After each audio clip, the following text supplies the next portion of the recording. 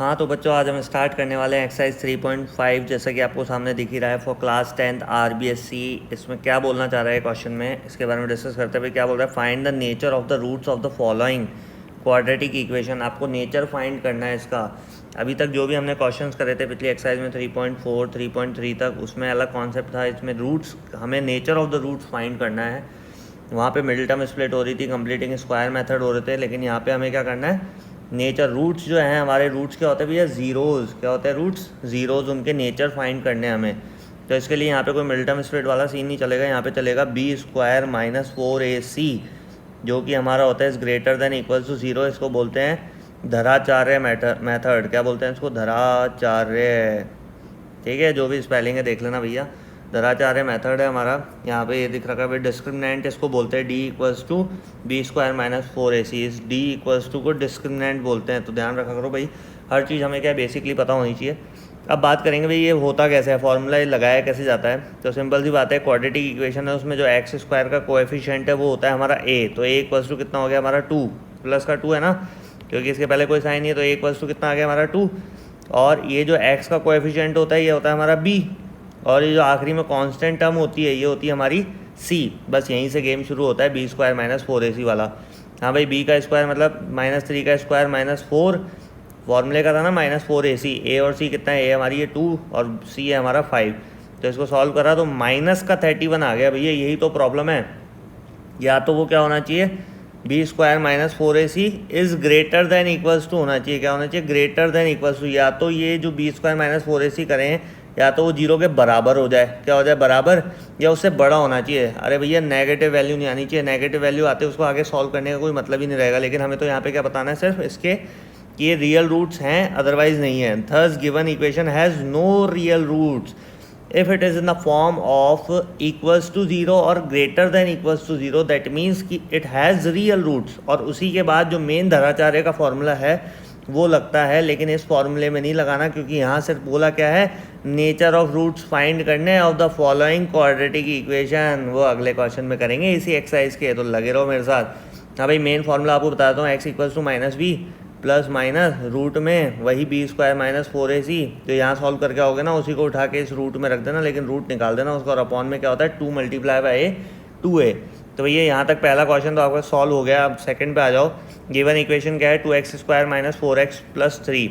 x² का coefficient a, भाई बताने की ज़रूरत नहीं ना, छोटे बच्चे तो हो नहीं भाई, नन्हे मुन्ने राही हो नहीं, देश के सिपाही तो हो, अभी भी ऐसी बात नहीं है।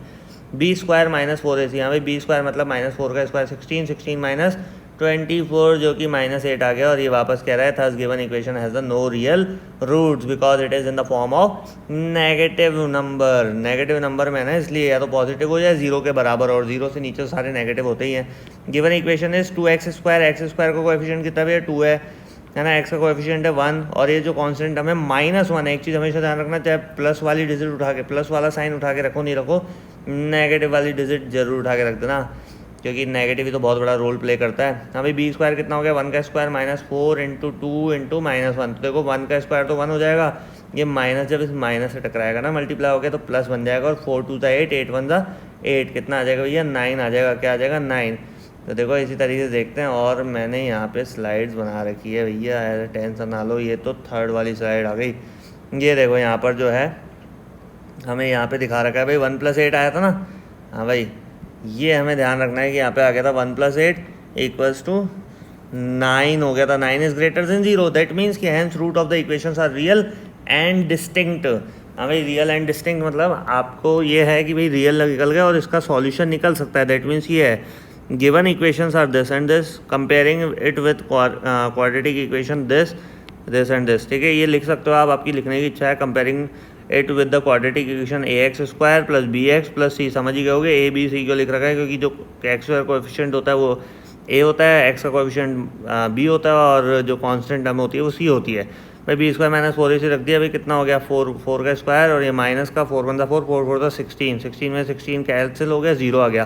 तो भाई 0 है तब भी क्या बोलेंगे, hence root of the equation will be real and equal, यहाँ पे डिस्टिंक्ट क्यों लिखा था, क्योंकि यहाँ ग्रेटर देन जीरो था भाई। जीरो से ऊपर होगा तो क्या होगा, रियल एंड डिस्टिंक्ट होगा, ठीक है। जीरो के बराबर होगा तो क्या होगा, रियल एंड इक्वल होगा, और जब कुछ जीरो से नीचे नेगेटिव में होगा तो नो रियल रूट। सिंपल बात भाई, तीनों प्रोसेस समझ में आ ही गए होंगे ना आप लोगों को।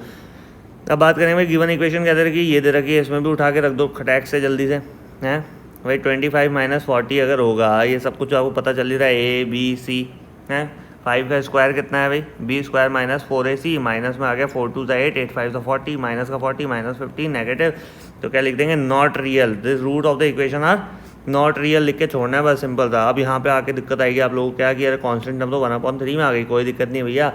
जिसको कैलकुलेशन और बेसिक्स क्लियर है ना, उसके लिए तो बहुत आसान गेम है भाई। क्या करा, -2 का स्क्वायर कर दो 4 भाई, यहाँ पे 4 था, ये 3 से 3 कैंसिल होता हुआ दिख ही रहा है, तो -4 1 जा -4 ही आ गया भैया, और 4 से 4 गया 0 हो गया, तो 0 मतलब hence root of the given equation are real and equal. बताया था ना भाई, 0 के बराबर अगर ये आ जाए, क्या आ गया, b square -4ac is greater than equals to 0 होना चाहिए, इक्वल्स टू 0 हो गया। दैट मीन्स कि इसका आंसर क्या आ जाएगा, hence the roots of the given equation are real and equal. तो यहाँ तक की ये कहानी समाप्त हो गई इस फर्स्ट नंबर के क्वेश्चन की। अब हम बात करेंगे क्वेश्चन नंबर सेकंड है, फाइंड द वैल्यू ऑफ के। क्या बोल रहा है, के की वैल्यू फाइंड करनी है for which of the following quadratic equations have real and equal root. Equal root का मतलब समझ गए ना भैया, कि रियल होना चाहिए, मतलब इक्वल्स टू में 0 क्या होना चाहिए, b square -4ac is equals to 0 होना चाहिए। दैट मीन्स कि ये रियल और इक्वल रूट से। अब हर अगला क्वेश्चन ना इसी तरीके से ये करवाएगा।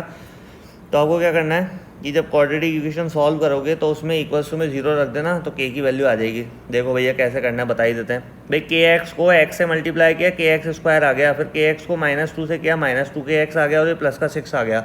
तो आपको पता है a की वैल्यू कितनी है k, b की वैल्यू कितनी है -2 और -2k, सॉरी x का कोएफिशिएंट चाहिए ना, तो -2k पूरा होगा, और c की वैल्यू हमारी 6 आ गई। हाँ भाई, आपको क्या करना है, सिर्फ एक्स स्क्वायर का कोएफिशिएंट लेना, k आ गया, एक्स का कोएफिशिएंट -2k आ गया, और सी जो है हमारा कांस्टेंट टर्म है वो आ गई। तो b स्क्वायर -4ac कर दो नॉर्मली जैसे आप करते हो। क्या करा भाई, b कितना था -2k, उसका स्क्वायर कर दिया, -4 × k × 6 कर दिया, 4k स्क्वायर -24k आ गया। अब आपको पता है कि यार इसमें कॉमन आ रहा है, 4k कॉमन आ रहा है, 4k कॉमन ले लिया, ब्रैकेट में k -6 लिख दिया, तो हमारे पास 2 जीरोज आ गए, एक तो 4k आ गया, एक k -6 आ गया।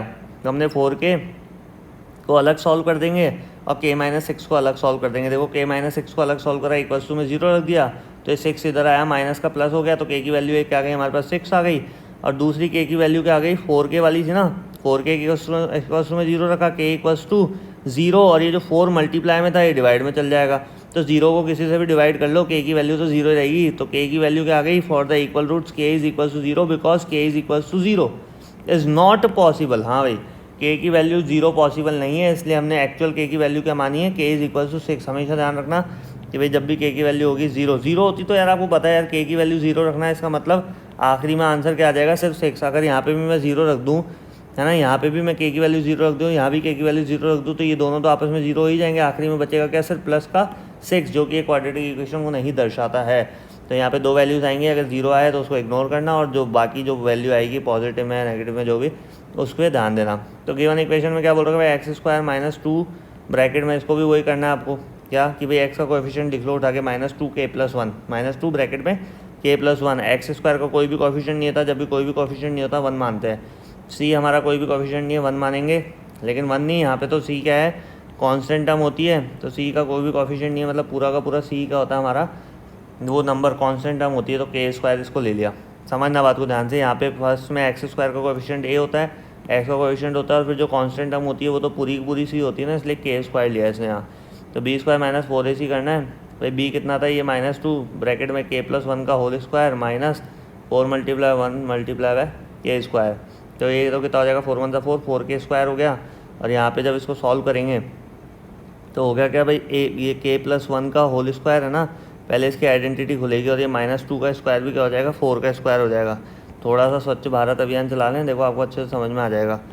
भाई क्या बोला है इसमें, -2 का स्क्वायर, क्योंकि होल स्क्वायर था ना पूरे ब्रैकेट का, -2 का स्क्वायर प्लस का 4 हो गया। फिर ये a + b का होल स्क्वायर, मतलब k + 1 का whole square, a square + 2ab + b square रखा, तो कितना हो गया, 4 से मल्टीप्लाई किया, 4k स्क्वायर + 8k + 4 × 1 = 4, और माइनस का 4k स्क्वायर। तो देखो प्लस का 4k स्क्वायर और माइनस का 4k स्क्वायर तो कट गया, बचा 8k + 4। तो सिंपल सी बात है भाई, जैसे जैसे आपको अगर बेसिक्स आपके क्लियर हैं, कैलकुलेशन आपकी अच्छी है, तो भैया आपको कोई भी मात नहीं दे सकता मैथ्स में, इसलिए कैलकुलेशन और इन पे ध्यान दिया करो। 8 के आपका ये आ गया, प्लस का 4 उधर गया, माइनस का 4 हो गया, ये 8 मल्टीप्लाई में था, डिवाइड में चले गया, ये माइनस का 1/2 आ गया। तो इसमें क्या बोला भाई, थर्स के इज इक्वल्स टू -1/2। जैसा कि मैंने ऊपर भी बताया था कि भाई के की अगर वैल्यू 0 होती है तो वो एक्सेप्टेबल नहीं है, नॉट पॉसिबल है, लेकिन अगर नेगेटिव और पॉजिटिव में आती है तो उसको एक्सेप्ट हम कर लेंगे, क्योंकि नेगेटिव पॉजिटिव से इतना फर्क नहीं पड़ता जितना 0 से पड़ता है। 0 क्या होता है, किसी भी डिजिट्स के साथ मल्टीप्लाई होकर उसको 0 में कन्वर्ट कर देता है, उसको 0 बना देता है। तो ये छोटी छोटी चीज़ें हमें ध्यान रख के चलनी पड़ेगी भाई। अब इसमें क्या बोल रहा है, 2x² + kx + 3 ax² + bx + c, है ना, वही 2k3 है ना, b² - 4ac कर दिया, k² - 24 हो गया, -24 इधर आया, प्लस का 24, के स्क्वायर हटेगा तो रूट में चल जाएगा, प्लस माइनस में वैल्यू आ जाएगी, 24 का एलसीएम ले लो, कितना हो जाएगा भाई, 2 12 2 6 2 3 और 3 1 जा 3। तो आपको पता है 2 2 का तो पेयर बन गया, इसलिए देखो प्लस का 2 प्लस -2 बाहर आ गया, और ये जो 2 और 3 हमारे थे ना, ये दोनों, इन दोनों का पेयर नहीं बन पाया। जो भैया 2 पेयर नहीं बन पाएगा वो क्या रह जाएगा, बाहर लटक जाएगा, ये रूट में मतलब अंदर ही रह जाएगा। 2 × 3 ये रूट में रह गया, जो 2 3 था कितना हो गया, 6 हो गया।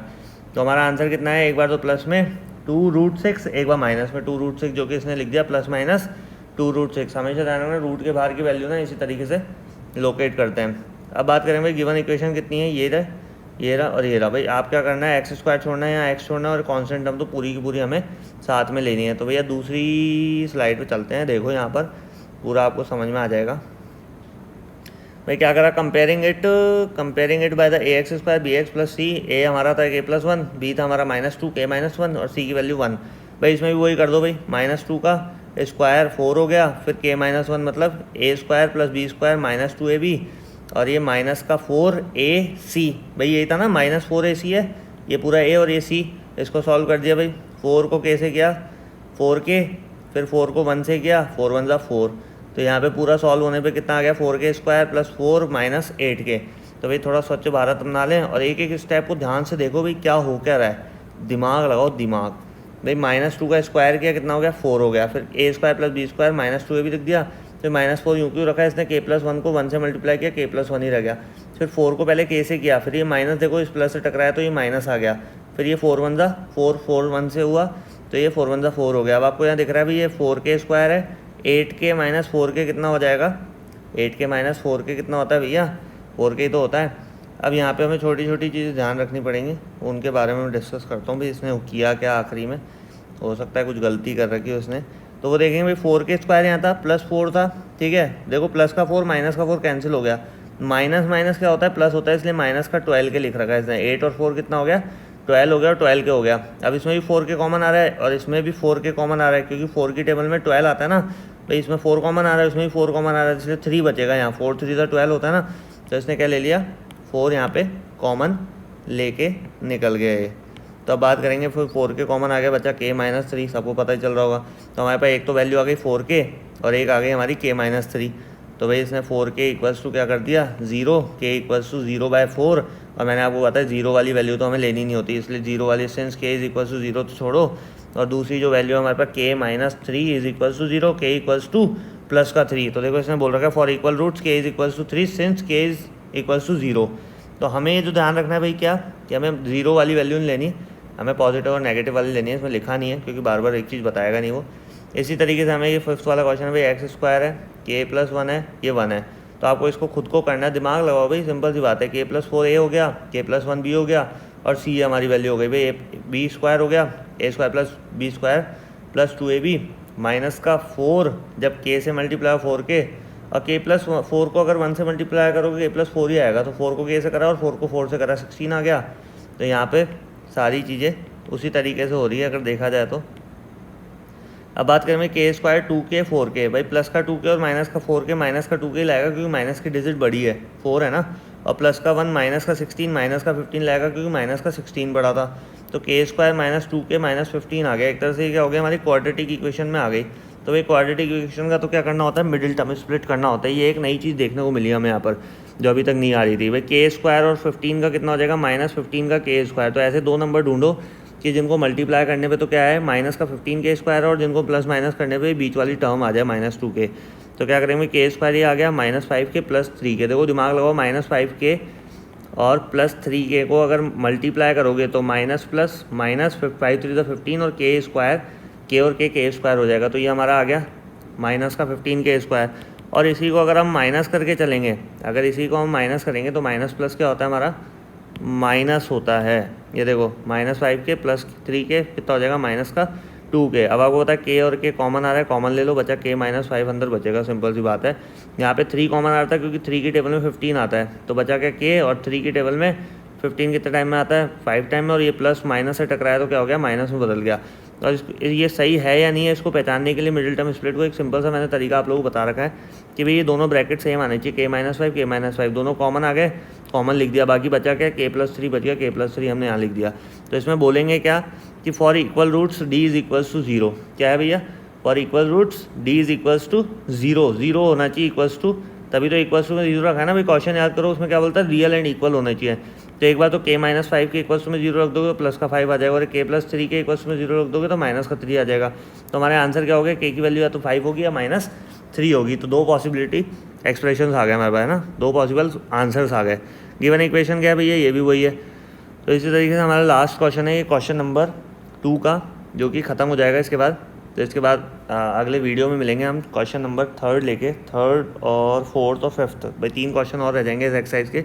तो ये लास्ट डिस्कस कर लेते हैं। आपको दिख ही रहा होगा भाई k है, -5 है, k है, ठीक है। -5 का स्क्वायर 25, -4k स्क्वायर हो गया, माइनस का 4k स्क्वायर इधर गया तो क्या हो गया, देखो प्लस का 4k स्क्वायर हो गया, और इक्वल्स में 25।